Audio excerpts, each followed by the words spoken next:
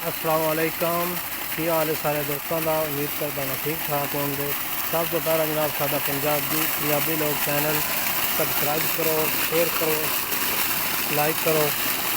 इस जनाब खाने अच्छी अच्छी वीडियो जनाब पंजाब के बारे पंजाबी।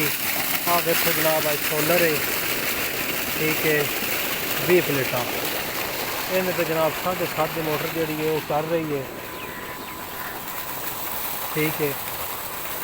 तो एक बार पैसे लाने नाल ये तुसी समझो कि 20 साल तो 1 रुपया नहीं लाना पौना, ना बिल ना बिजली ना कोई शै, ठीक है। तो वेख लो 2 किले जी है ना रिहाल वो समझ जाओ कि ये सोलर रोज़ भी आ जाता है। तो मोटर भी देख लो अच्छी किस्म की आला किस्म की मोटर भी है, ठीक है। ये काम सानू जरूर करना चाहिए। देखो ना हुण तो बिजली जी ना महंगी बड़ी है, ठीक है। ये जनाब 1 किला भी रोज़ का 1.5 भी पीसता रहे, 10-12 किले मुंजी भी ये ला लीए तो वो भी नहीं छड़ती, निजी दिन चल के।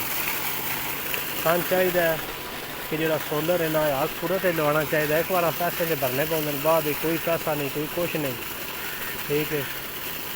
वेख लो इन्हें तो कमाद भी किमें हर चीज़ बन गई है।